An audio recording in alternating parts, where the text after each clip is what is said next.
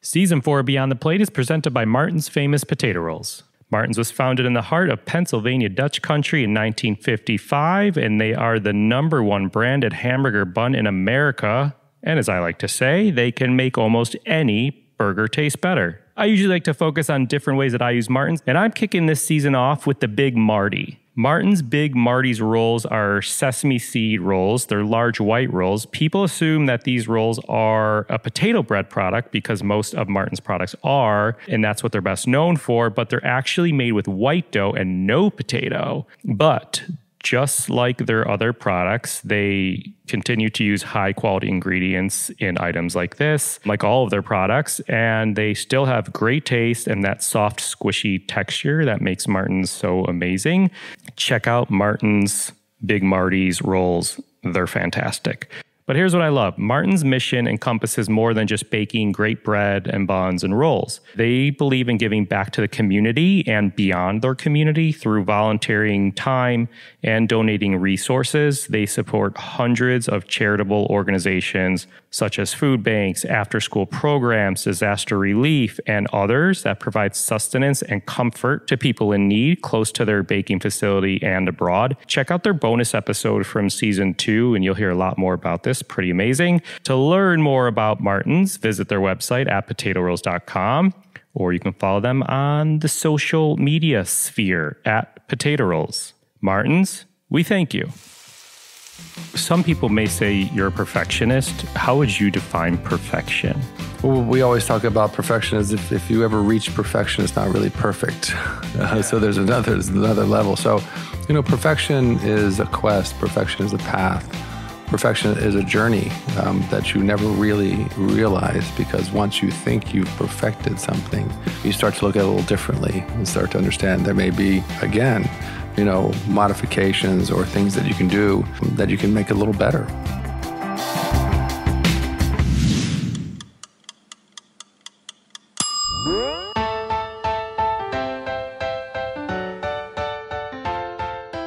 Hey everyone, I'm Cappy. Welcome back. Kicking off season 4 Beyond the Plate, a podcast where we sit down with the world's culinary elite to explore their journey with food and their passion for giving back. If you're new to the podcast, thanks for joining us. If you are a returning listener, we appreciate you. We have a great episode for you this week. We sat with Chef Thomas Keller. I don't know where to start for this episode. This chef is like the best of the best of the best. It feels silly for me to even do an intro. It's like me doing an interview with Michael Jordan and explaining who Michael Jordan is, or doing an interview with Bono and trying to explain who Bono is. It's silly. If you know anything about food, you've heard of Chef Thomas Keller. I got to tell this story. I shaved for this episode. I always have like 5 o'clock shadow or some scruff on my face. I rarely ever shave. For my mom, if she requests it. The first time I met President Clinton, I shaved. The first time I met Michelle Obama, I shaved. Yeah, I'm fully name dropping, but it's true. I shaved for this episode. I feel like I needed to give this man that respect. He's had more dishes copied and replicated than most chefs. His salmon cornet, which is the salmon tartare in a little cone, his oysters and pearls, coffee and donuts, his service style at the French Laundry, his flagship restaurant. It's casual yet elegant, which you've probably seen replicated at so many restaurants. Chef owner of French Laundry in Napa, 25-year anniversary they just celebrated. He has Per Se in New York, among other restaurants, Bouchon Bakery, Ad Hoc, and Addendum, La Calenda, the Surf Club restaurant now in Miami, and the Tack Room in New York City where we sat. He has 5 cookbooks, more than 1 million copies in circulation. Talk to most chefs and they have one of Thomas Keller's books. Usually it's the French Laundry cookbook, probably sitting on their shelf in their kitchen. In 2017, he led the team from the United States to the first ever gold medal in the Bocuse d'Or, which is the Olympics of the culinary world. He consulted on films, Spanglish, Ratatouille. Thomas Keller was behind the scenes on that. I hope you loved the first episode of season 4 as much as I enjoyed the opportunity of sitting and talking with him. Please enjoy this conversation as we go beyond the plate with Chef Thomas Keller. All right, ready to rock. So, fair to say you're an icon to many cooks and chefs out there. No, thank you. What 3 words would you use to describe yourself?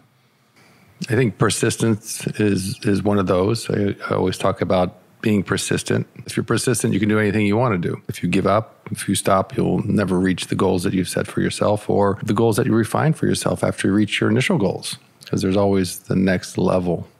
Evolution is a good word, always evolving. I'm always trying to do better today than I did yesterday and trying to inspire my team to feel the same way.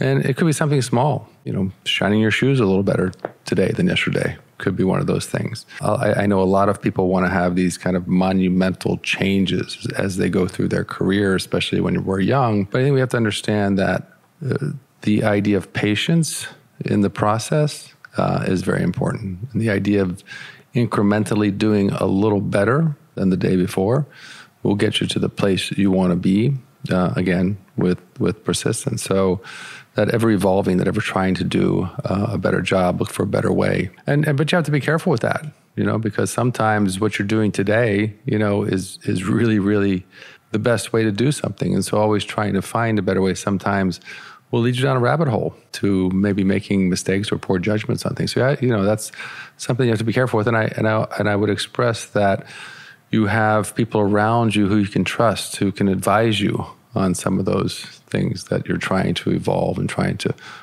push and pursue for a better place or a better idea. And then, of course, we talk about mentoring. And I think that's something that we want to do. Certainly, as you go through your career in different ages and different points in your career, you have opportunities to do different things. And I think in my career now, mentoring becomes an important part.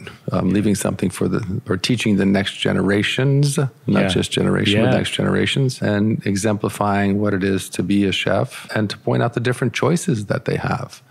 And that, my path or other paths may not be the path that's best suited for them, but at least to give them an opportunity to look at these different options and be able to make a choice based on your helping them understand what their future may look like.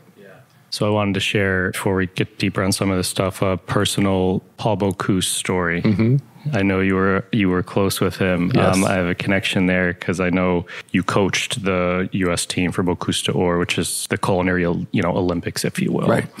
But I know he called you to be the president of the foundation, yep. and you basically said, "We chef." Because that's what you say to Paul Bocuse. Well, that's what you say to one thing about chefs is we're never taught to say no. Right, yeah. We're never allowed to say no. Yeah. So I worked at a restaurant in Chicago called Naha, Chef Gary Nahabedian, and I was working in the pastry department just after I graduated CIA. I did work in the kitchen for a little bit. Good. And Chef Bocuse came in, and he walked in the kitchen unannounced and came straight to my station, and I was a little nervous, as you can imagine. And he said, "Who made the pot de crème?" And I was like, "Oh no, is there eggshell in there? Is there something, And I said, "I did." And he looked at me and he said, "It was perfect." Yeah. And I always remember that. That's good. It's funny how and that's happened to me on different occasions with different people. And your first reaction is that you've done something wrong. Yeah. Right. And it really, most of the time when someone comes back and asks you that question, I've learned that it's always going to be a compliment that follows that, who made that, because they really want to know and be able to embrace you and say, yeah, you did a really good job with that. That's so nice. Congratulations. Thank you. All right. So I want to talk just for a few minutes about growing up, like you as little Thomas Keller, before you were Chef Thomas Keller. Yeah. Can you tell us about 10-year-old Thomas Keller?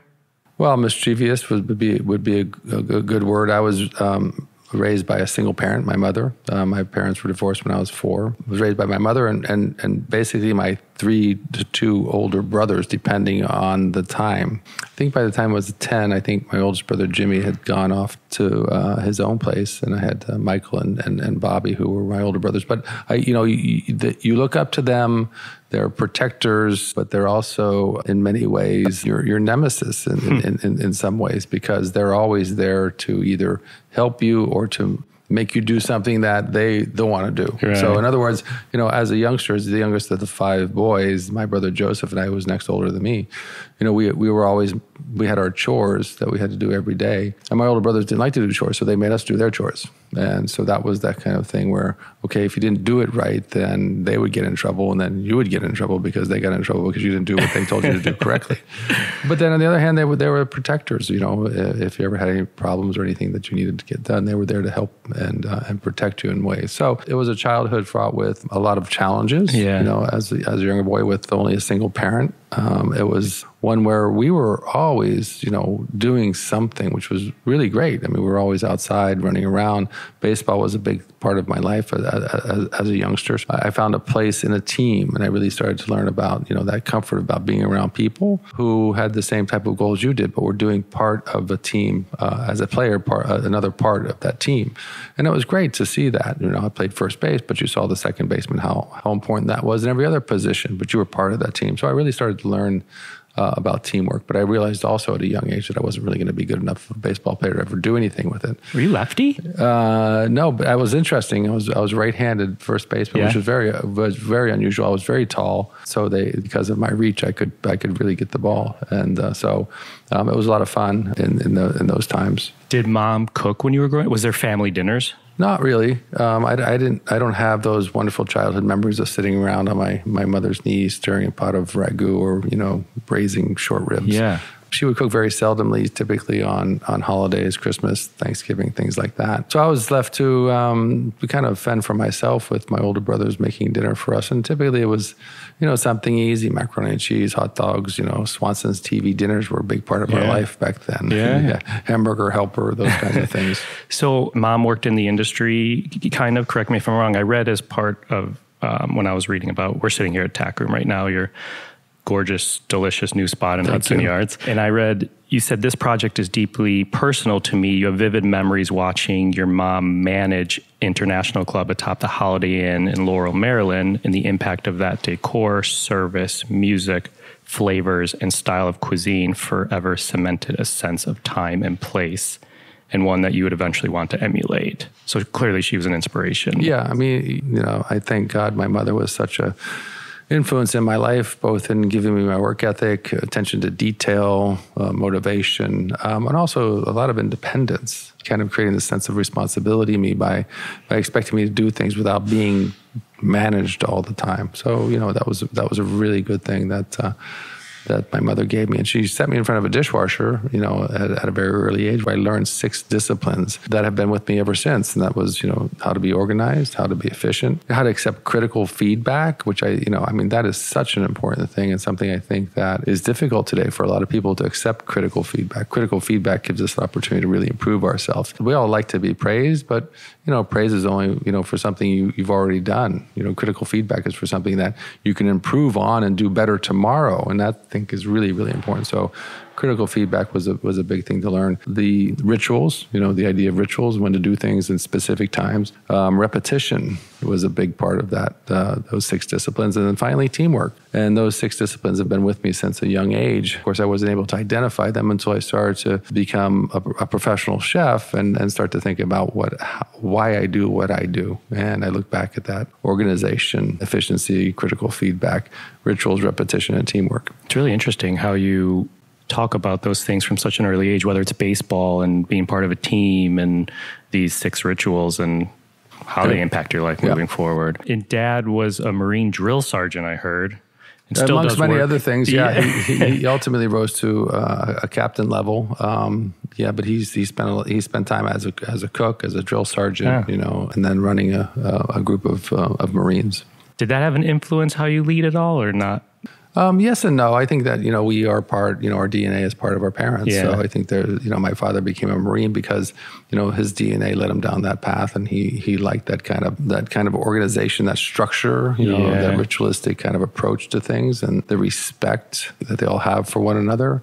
The camaraderie, was part of that, was, part of being a Marine. And that's something that I think, I have it in myself. I cherish those moments of camaraderie. I like the Bocuse d'Or, beginning that foundation with Danielle and Jerome and Gavin was, the camaraderie of that and starting these things, the camaraderie of a kitchen. I mean, all these things that we look at and we're part of, the team. So I think that has part of my DNA and has influenced me. And even though I wasn't raised by my father, seeing and understanding what he did, of course, was influential. Yeah. You've been cooking for over 40 years. Was there a moment you ever wanted to throw in the towel as a chef?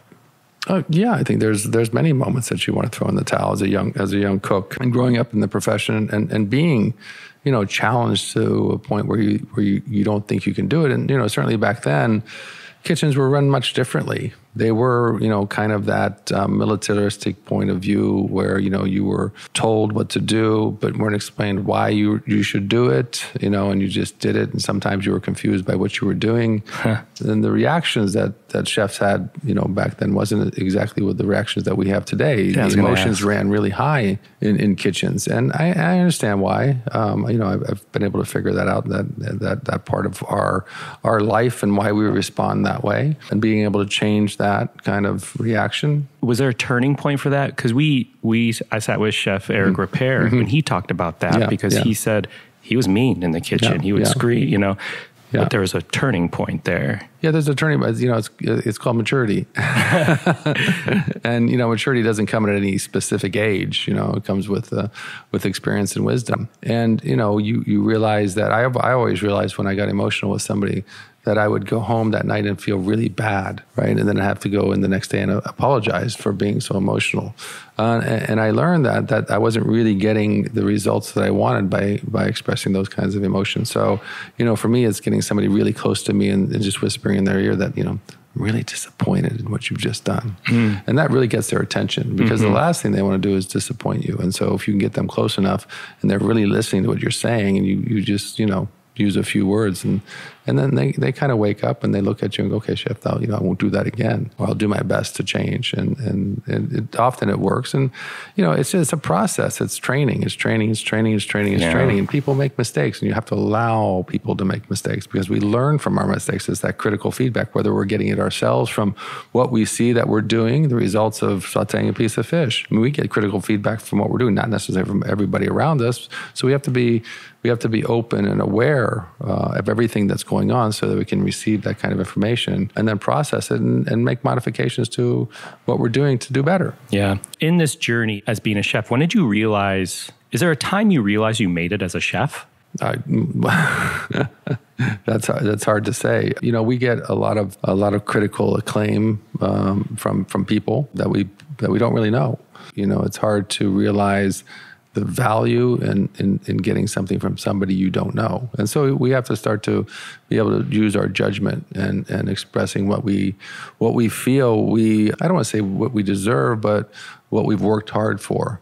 But remember, all of the accolades, or all of the rewards, and all of the press, or all the media, or whatever we're talking about, is for what you did yesterday. It's like, what are we going to do today, and then what are we going to do tomorrow? I mean, it's scary to be reinforced, for doing something yesterday, and you get an award tomorrow for that. Or, you get criticized for something you did yesterday, but, you're doing something different today. So we always have to realize that, the feedback that we receive from people we don't know, we have to be able to filter through that and understand, who they are by virtue of their reputation, their legacies, their history. I really like to hear from people that I know, right? That come to my restaurants over and over again, and I've gotten to know them, and I can trust what they're telling me. If they say it's too salty, I know their level of experience with my food, and I know their level of experience with other foods, and I know them. I know they're going to really be honest. So then I take that into consideration. If it's too warm, if it's too cold, I take that into consideration seriously. And those individuals, are really relevant to what we do in our restaurants, whether it's in the dining room or in the kitchen. Remember, you're talking to a chef, but I have to remind everybody who's listening to this, the most important, well, not the most, but some of the most important people in our restaurant are our service team. I mean, they can make or break what we do in the kitchen. So we have to be respectful to them on how they're functioning, and making sure that we're teaching them, what we need to teach them, so they're in front of the guests, and they are expressing what we want to express, either through our food, or through that service skill that they have. I have so many different directions I want to go right now. Where do I start? Okay, so first and only American-born chef to hold multiple Michelin 3-star ratings. So what do those mean to you? Well, Michelin is an historic guide that began by the Michelin Tire Company to make people drive. I mean, that was the ulterior motive for that, and that's great. And it's become a very respected guide around the world now. And certainly, as I grew up in my profession and decided that France was the cuisine that I wanted to do, and the chefs in France were my role models, were my icons, as well as many others, of course, of my generation. Michelin represented the highest level of acclaim, the highest level of an award that you could receive, the highest recognition. If you received a Michelin star, you started to be recognized as a chef that had the capacity to prepare and serve food, of a high quality. 2 stars is the next level. 3 stars was really unheard of, and chefs in France worked for decades to get 3 stars. So when Michelin announced that they were going to come to the United States, at least me and I think some of my colleagues I spoke to never thought that they would ever, start out by giving 3 stars. They'd never done it historically in France. And so we felt very fortunate. And remember, Jonathan Beno was the chef de cuisine at Per Se. Jonathan worked with us at French Laundry, 2 tours early on in the mid '90s, and then coming back in the early 2000s just to refresh his. I feel like there should be a Jonathan Beno concert T-shirt.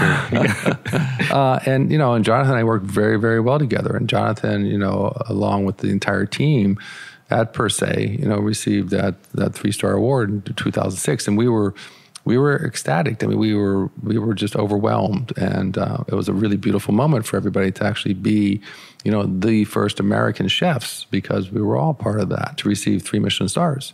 And it's something that you have to remember. It's a burden of responsibility, right? That you have to. Michelin, the most recognized guide in the world, the most respected, has the longest legacy, is the toughest to receive those kinds of rewards. You have to maintain that. I mean, for not just for yourself, but for them. You open again for service the next day. Right, and you have to realize, okay, now I'm a Michelin 3-star restaurant, and everybody that comes through my restaurant doors, whether they're on our team or whether they're coming to dine, is going to expect a 3-star experience and a 3-star restaurant.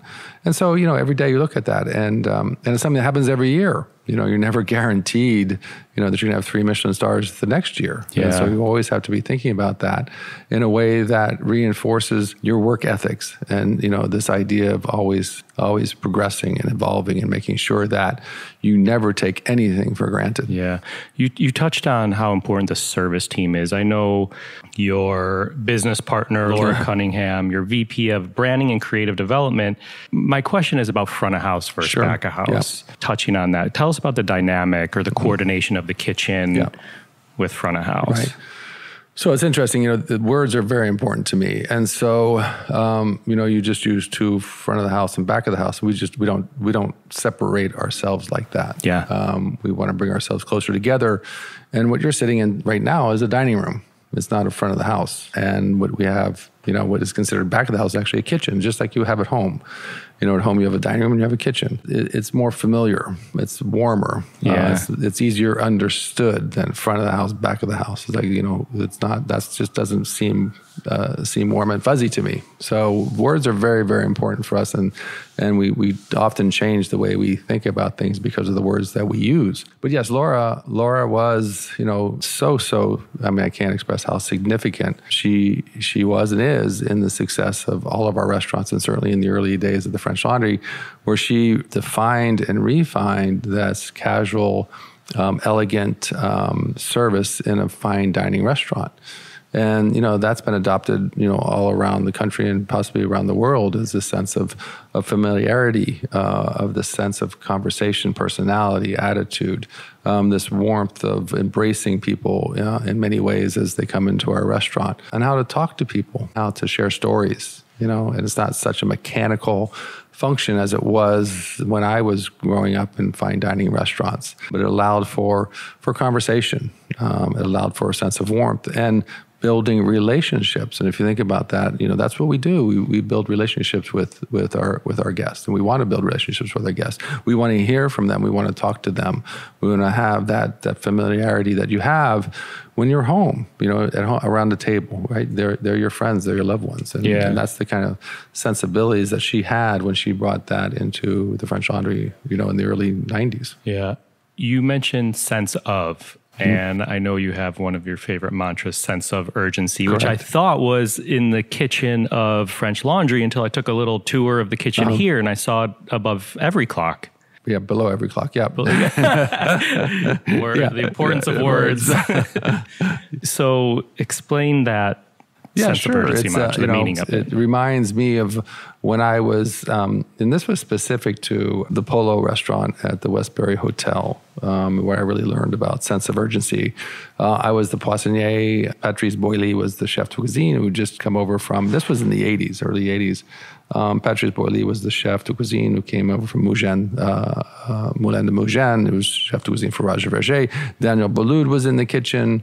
David Boulet was in the kitchen. There were so many of us in the kitchen during that period of time.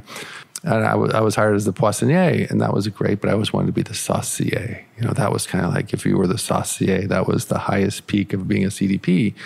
And in order to be, I started to think about how am I going to be the saucier, how am I going to prepare myself to be the saucier. So I would be as efficient, as effective, as organized as I could, setting up my mise en place on the fish station. So I had some time left over, so I can go spend with the saucier and learn what he was doing. So that when the chef, when the rotation happened and the saucier moved on to something else, possibly sous chef, or moved on to a different restaurant, I could raise my hand and said, I'm ready. And that's the sense of urgency I had to have every day so I can learn and prepare myself to do the job I wanted to do next. And so it's not, so many of us think that we're going to get the next job, we're going to be promoted because we've been here for a year or 2 years, or we're really good at what we do. No, you have to prepare yourself for what you want to do next before you're able to do it. And, it's that old age saying is, if I'm going to hire a vice president, there's 6 people in the room, who am I going to hire? I'm going to hire the person that's already doing the job. And so that's what sense of urgency means. Preparation is everything. Yeah, absolutely. How different are you as a person when you're in the kitchen versus when you're out of the kitchen? Well, today I think I'm pretty much the same. I'm in a different place in the hierarchy of our restaurants. So if you look at it, and I've always said, I run a sports franchise. And I've always thought that, again, baseball being the love of my younger life and enjoying it today. My father bringing the Marine Corps, the brigade system, the Escoffier, who defined that for the culinary teams in the world, in the early 1900s, and reorganized, what cooking was and how cooking was produced. We see ourselves differently, and so as a younger chef, I was that utility player. Right, I was the poissonnier at the Polo. I was the saucier, at the Dunes Clubs. And doing these different things, you're that utility player. And then one day you become so good that you become a franchise player, right? And so a franchise player is somebody who, as is somebody that the team wants to brand and keep them with them. And so, my franchise days were, a lot of those days were at the French Laundry. But then I realized that, as you grow in your profession and as you age in your life, you have to be able to realize that you have to find the next franchise player. Derek Jeter can't be Derek Jeter all of his life. He's there, as a young star, and he grows and matures, and he's the captain of the team. And then someday he has to retire because he can't do what what the younger guy that's coming up can do. And you have to realize that. You have to realize that there's a moment in your career that you have to be able to pass that torch. Doesn't mean that you don't want to do what you've done all for most of your career.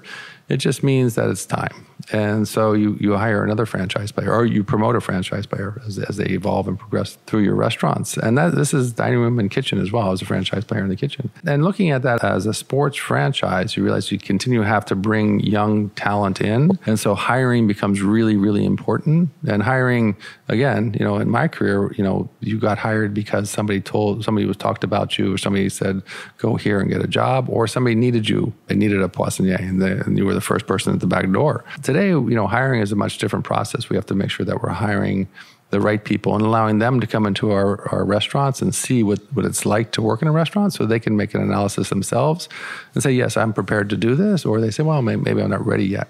But once you hire a person, you're committed to that person 100%. It's not like 75%. Let's see what he can do. It's like, I'm 100% committed to you because I've hired you and I'm going to train you. And training doesn't go on for 2 weeks as it did, in my early career. It goes on for a period of time. And I always say it's like, those parents who have youngsters who they're teaching to swim, they put floaties on their arms because they don't want them to drown, right? And they don't say 2 weeks later, I'm going to take the floaties off and you should have learned how to swim. And if you drown, that's your fault. They keep those floaties on for 3 months after the child's learned how to swim. And that's kind of the training process that we have to go through in our restaurants and our dining rooms to make sure that person understands completely not only what to do, but how to teach what to do as well, and how to be able to analyze what they're doing to make sure they're doing it correctly. And once you've hired somebody and you train the person, which goes on and on and on, then you mentor that person. You mentor that person through their career.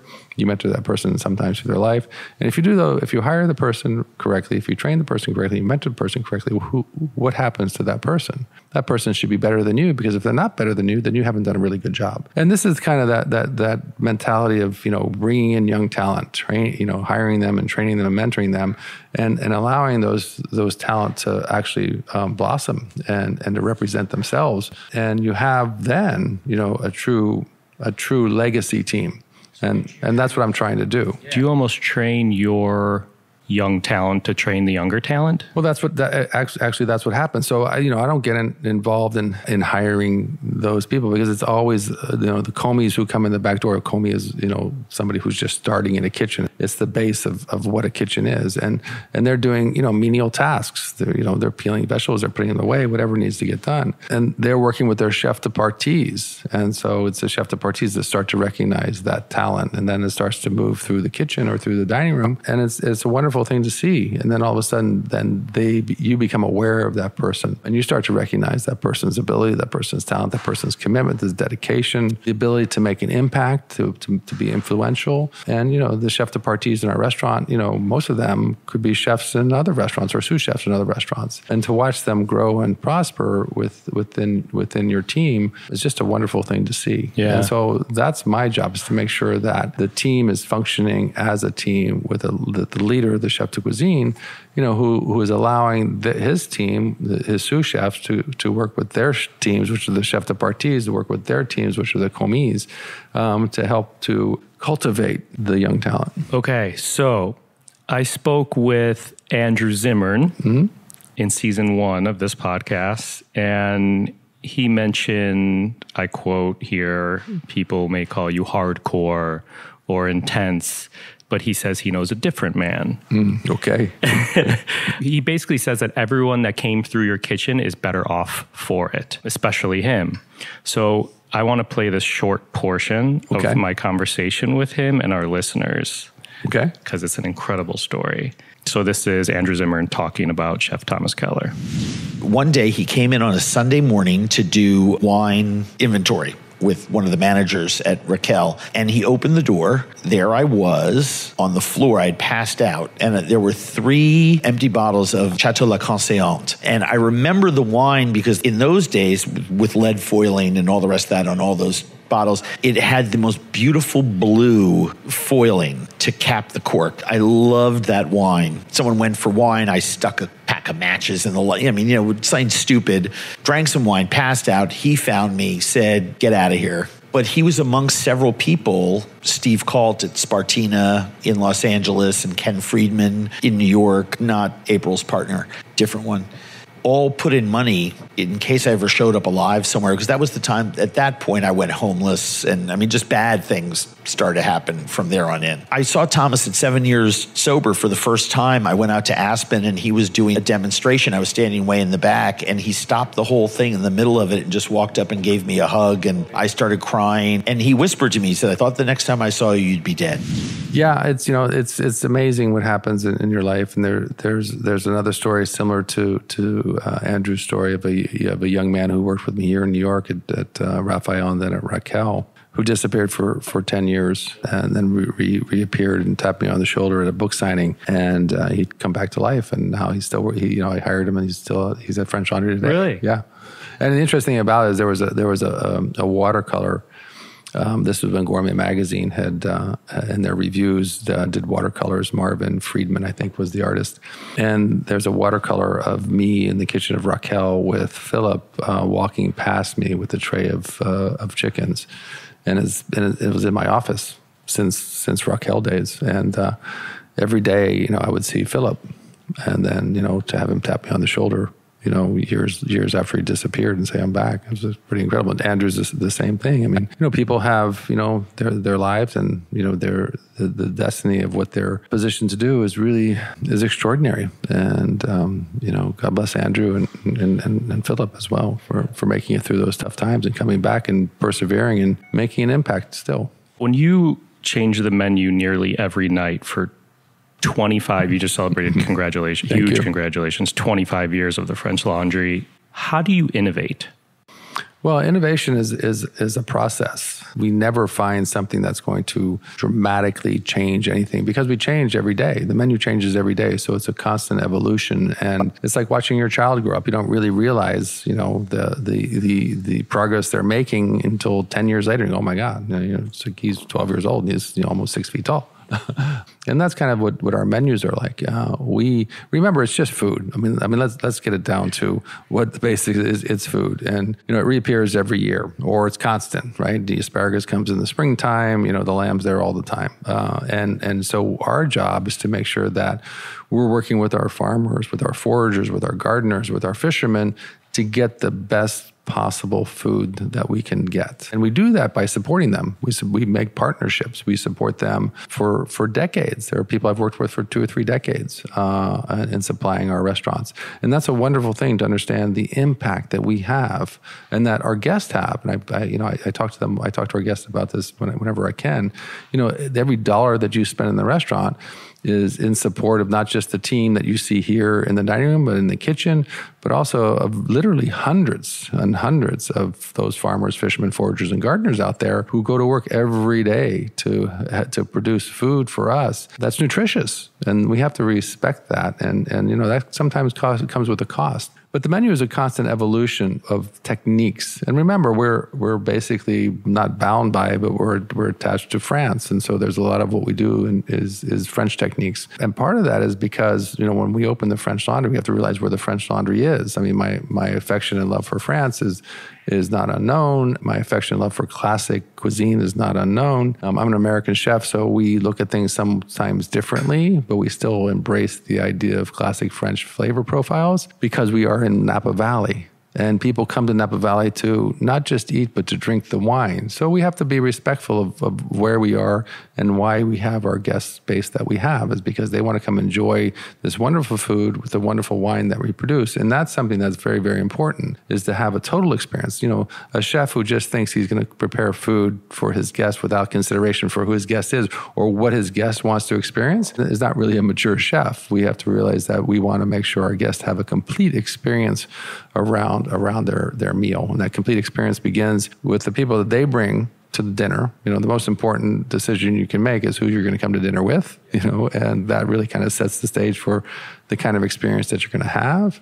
Certainly the staff, the food, comes like third or fourth, the wine experience, that whole thing is all wrapped up in that experience. And that's just about the food. So I'm not sure I've answered your question, but our menu changes every day. Yes. At the French Laundry and at Per Se. And it's not the total menu that changes. There are things that are stagnant, like the oyster and pearl or the coffee and donuts. It's like the Rolling Stones. If they don't play Satisfaction, you're kind of upset. Right? If you come to the French Laundry, you've been thinking about coming to the French Laundry Per Se for 4 or 5 years, and oyster and pearl is not on the menu, you're like, well, that's what I've been reading about for the past 10 years. And so, those things are kind of stagnant. But in between that, it's a very garden product-driven menu. How do you do with the 10 years from now or 25 years from now question? Yeah, it's a good question. Of course, you get to a point in your life where you start to think about that. And so you mentioned that we just celebrated our 25th anniversary at the French Laundry. And I started to think about that, reflect back on 25 years and the French Laundry and the legacy of the French Laundry and where the French Laundry will be in 10, 15, or 25 years. And I realized that, I've been a little selfish in that, a little self-centered in that, because the French Laundry is 25 years old with Thomas Keller, right? But it's not about Thomas Keller, it's about the French Laundry. And the French Laundry is actually 42 years old. So if we want to really celebrate the legacy of the French Laundry, we have to continue to celebrate Don and Sally Schmidt, who opened the French Laundry in 1977, and celebrate the idea of this restaurant that's on the corner of Washington and Creek Street. And if I really wanted to be a legacy restaurant and continue and evolving beyond me, then it's about the restaurant, not about Thomas Keller. So we're going to change our anniversary date to February 7th, 1977. So February 7th will be. Is that just an excuse for another anniversary party, or? Well, it gets me to the 50th faster. A number of different reasons there, but it is true. The restaurant is 42 years old, and we want to be able to celebrate that and the legacy of Don and Sally Schmidt, not just Thomas Keller. Is it true that Jonathan Waxman had an impact or gave you a lead on that space? He did. Jonathan was building Table 29, which is just north of the city of Napa. And I stopped in to see him on a trip that I was going to, and he knew that I was out of work and looking for something to do. And he said, there's this restaurant in Yountville called the French Laundry, and Don and Sally Schmidt, I think, want to sell it, so maybe you should stop and see them. So that was, the original motivation to go see Don and Sally Schmidt. Okay, we're nearing the end here. I want to touch on a big part of this podcast is social impact and giving back and how chefs do so, and they all do in a different way. Mm-hmm. And yours, I think, correct me if I'm wrong, relates a lot to mentoring and giving back and grooming that next generation. So I know that championing of a next generation is extremely important to you. Why is it, or what made you come to this conclusion? Well, because I stand on the shoulders of those who came before me. And I look back on my career and what influenced me and who mentored me. And it's those first of all, the great chefs of France. And that's the name of a book, by the way, that so many of my generation, claim was a big part of the inspiration or the influence of why we became chefs. It wasn't necessarily a cookbook. It was a storybook about these great chefs in France and their life. And it was such a wonderful life to embrace, being a chef. And I think that a lot of us became chefs because of that book. And those chefs in France who were so influential and so inspirational. And then everybody who taught me, from Roland Hennon, embracing me as a young cook and helping me along the way, making me realize why cooks cook. And we cook to nurture people. Regardless of the level of cooking that you're doing, we're nurturing people all day long. And we're nurturing ourselves, we're nurturing our teams, we're nurturing our guests. We're nurturing our partners who are our producers of food. We continue, and that's a really important bedrock of our profession, is this idea of nurturing. And if you're a true nurturer, you can really embrace this. And then, so those chefs who taught me, the Patrice Boilly's, the Roland Hennons, the Pierre Lachuberins, so they were the men and women who taught me what to do and how to do it. And it's just a wonderful thing. My mother, just going back there. And so we have to be able to respect where we came from and always remember where we came from. Jean-Louis Paladin, just an extraordinary chef. And be able to pass that on and make sure that the next generations are respectful of those who taught them. And so there's this long expression of commitment, of dedication, of nurturing that we all embrace. And I've always liked the idea that I could go back 100 years in time and walk into a kitchen and be able to function in that kitchen, be able to be impactful in that kitchen. How do you ensure that the Jonathan Benos or the Grant Achatses, Hollingsworth, all these guys that came through your kitchen, all these chefs, cooks, whomever that came through your kitchen, how do you ensure that, I guess, they learn this sense from being in your kitchen and ideally or hopefully pass that on in their kitchen? That's all you can do, is you can exemplify what you want them to do, and hopefully they see that and they exemplify that to the next generation. And Grant said to me several years ago, there's somebody today in my kitchen at Alinea, it's going to blow me out of the water. Right, and this was Grant at the height of his career, when he was getting the most recognition. I know everybody was focusing on Alinea. It's still a great restaurant, of course, but we all have those moments of peaking in the terms of the expression of recognition that we're receiving. And it's nice to hear somebody who has a sense of modesty and understanding that what we're doing today is important, but the most important thing about what we're doing today is how we're giving that to those who are going to do it tomorrow. Yeah. I was going to say, in the sense of giving back and mentoring, is there something that makes you the most proud? Well, there are many things that make me proud. You mentioned two young chefs, that I'm constantly proud of. And this is, kind of the example. So when I was, a young cook, Jean-Louis Paladin became, somebody who was very important to me in the early 70s. And I would go to his restaurant. I would hope one day to meet him. And then I met him. I never really worked for him, but, as I progressed in my career, he was still there, to where we became, somewhat colleagues in a way. And then we became friends. And, I look at Timothy or Grant or Jonathan Beno or Eric Ziebold, or any of the young chefs that have come through our restaurants. And it was like that. They wanted to work for me. They came to work for me. We became colleagues and we became friends.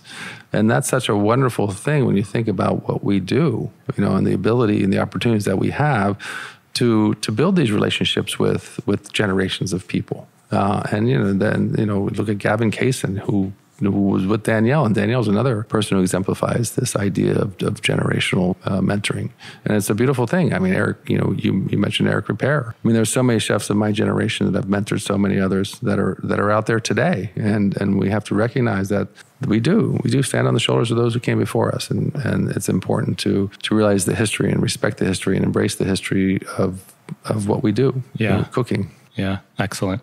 All right, I want to lighten it up a little bit. Okay. Can I do a quick speed round Sure. with you? And then we'll do a closing question.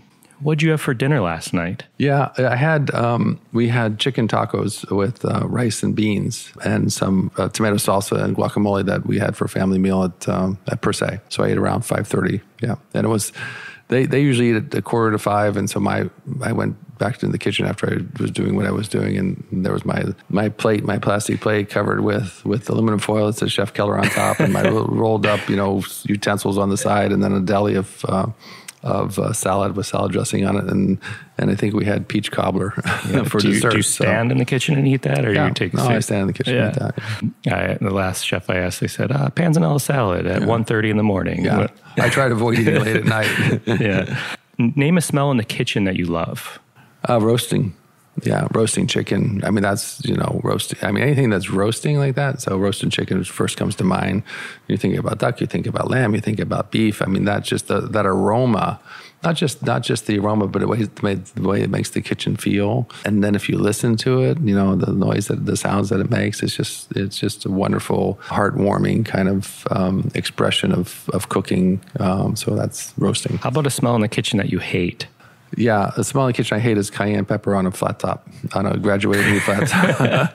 Patrice Boily used to come in the kitchen at the Polo, and in the busiest time, he would come in and put a tablespoon of cayenne pepper right in front of you on your flat top. And if any of you have done that, it becomes almost caustic. You're choking, you can't breathe, and then he's saying, pick up, pick up, pick up. And you're trying. That's old school. That was those moments back then that we like to not remember, but that's a smell that I avoid in all cases. Yeah. What pisses you off in the kitchen? It's hard to say. I think that we try to maintain our composure in our kitchens today, because they are so visible in so many different ways, not only to our staff but to our guests that are coming in there. I think what upsets me maybe the most is our it's hard to say. I guess I try not to get pissed off too much. It would have to be just somebody who's unorganized or not working in a clean way.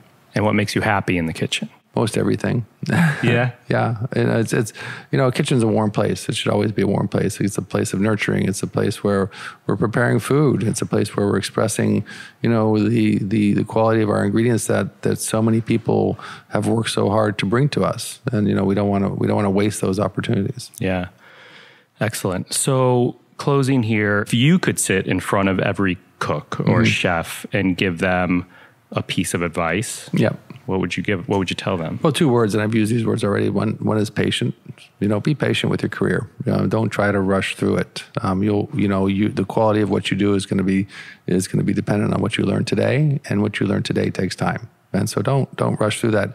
And the other reason you don't want to rush through it is because, some of the most glorious moments of your life are going to be standing in front of a stove cooking, as a chef de partie, or in the back working with the commis team. I mean, don't try to get to be a sous chef or a chef de cuisine soon. I mean, take your time. It's really, you're playing baseball. Enjoy being on the field as long as you can, because once you leave that function point in your career where you're actually cooking on the line, and you become a sous chef, then you're managing other people. And then when you become a chef de cuisine, you're managing other people. We become cooks because we want to cook. We want to take that saute pan. We want to heat it up. We want to saute that piece of fish. We want to put that grill and heat that grill up and grill that steak. We want to do all those things because that's what we want to do. And as you rise up the ladder, you get further and further away from that. So I think being patient is important. And then the other word I use is persistent. Don't let anybody tell you can't do something. I sit here today as an example of just that.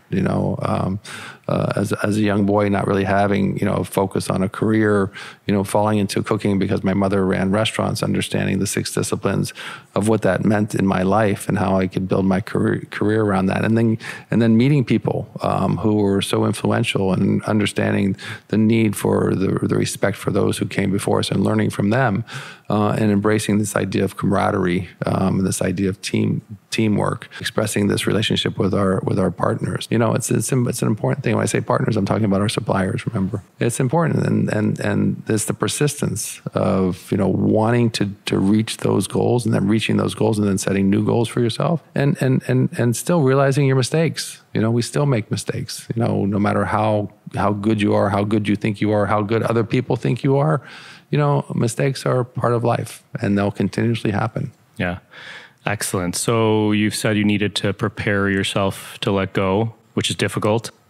Have you figured out what that looks like yet? Well, I think, there's this subliminal kind of motivation that I have. And I've let go quite a bit throughout my career. And, the first part of that was when we opened Per Se here in New York in 2004.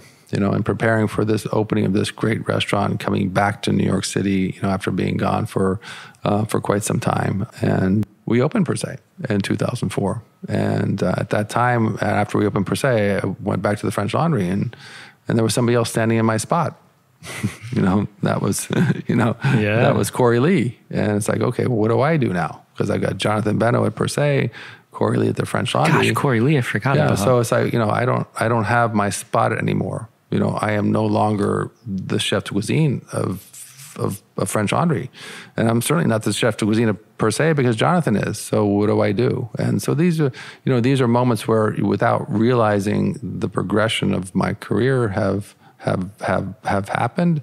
And the realization of that happening has continued to push me forward and motivate me to do other things and open up new doors for me and new opportunities. And now I just have to embrace those new opportunities, or use better judgment on the opportunities that I do embrace, so that I can focus on what is most meaningful for me. And right now, what's most meaningful for me is spending time in my kitchens with my team at the French Laundry and at Per Se, because I find the most joy watching them do what they do, and being proud of that and those who are doing it, both in the kitchen and the dining room. Well, it's an honor to sit with you. I appreciate you taking the time. Sincerely, thank you very much. You're welcome. I appreciate you having me on.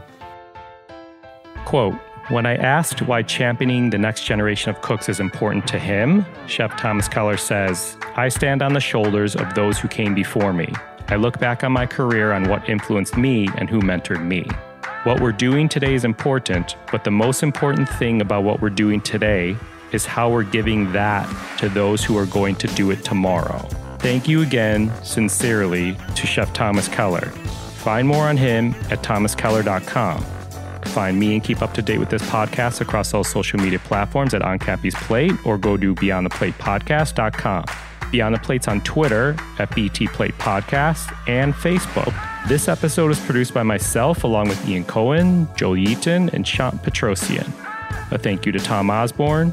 Our music has been composed by Goldford. Find him at iGoldford. As always, a special shout out to my wife, Katie. Please rate, review, and or subscribe to this podcast on your listening site of choice. Join us next week for Just the Plate, when Chef Thomas Keller discusses his salmon cornets. Thank you for listening to Beyond the Plate. I'm Cappy, and remember, there are never too many cooks in the kitchen.